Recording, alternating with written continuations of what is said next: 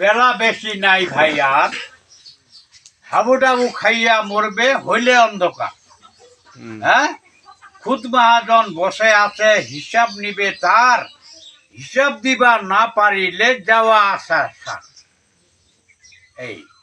এই মানুষক বুঝাতে যে কাহ পাগল প্রীতির আছে, কাহ পাগল বিষয় লালসে। হ্যাঁ, তাহলে কোন পাগল আমরা? কেউ পাগল রাধার চরণের আসে, এই হলো পাগল। পাগল তিন প্রকার।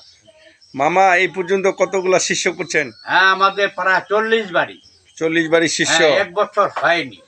আচ্ছা, আপনার শিষ্য বা আপনার ভক্তগুলা কেমন আপনাকে আদর করে? ভক্তগুলো আমাদের চরণ ধোয়ায়, সেবা দেয়, খুব ভালো। আমি যেইভাবে শিখাই তারা সেইভাবেই শিখে।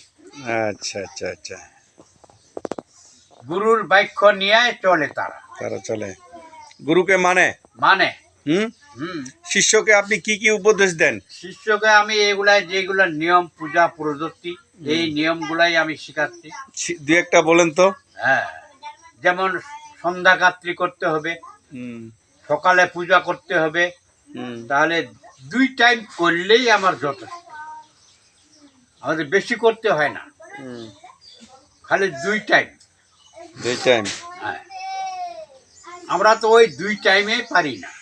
আচ্ছা, আপনার শিষ্যগুলা ভব নদী পার হতে পারবে? এখন দেখা যাক, গুরু জানে সেটা।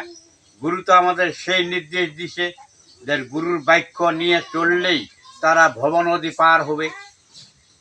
ভব নদী পার হবে? হ্যাঁ, হবে, গুরুর বাক্যেই। ওই উপদেশগুলা কি দেন? হ্যাঁ, দিত। হ্যাঁ, আমার গুরু আমাকে দিছে, আমি আমার ভক্তদেরকে দিই, তারা সেইভাবেই চলে। তাহলে আপনি এই উপদেশগুলা দেন যে ভব নদী কিভাবে পার হবো এবং কিভাবে স্বর্গবাসী নিয়ম কানুন চলতে হবে, সেই উপদেশেই আমি। আচ্ছা, স্বর্গবাসী যে হবে এই উপদেশগুলা দেন না? হ্যাঁ, দিই। গোলক ধামে? হ্যাঁ, দিই তো। গোলকে? হ্যাঁ, এগুলা দেন? হ্যাঁ, আমাদেরটা হলো বিষ্ণু লোক, আর শিবেরটা হলো কৈলাস।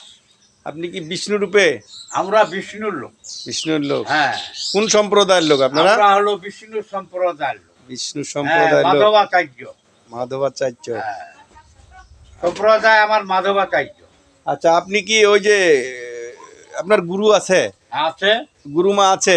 আছে, সবাই আছে। ওগুলা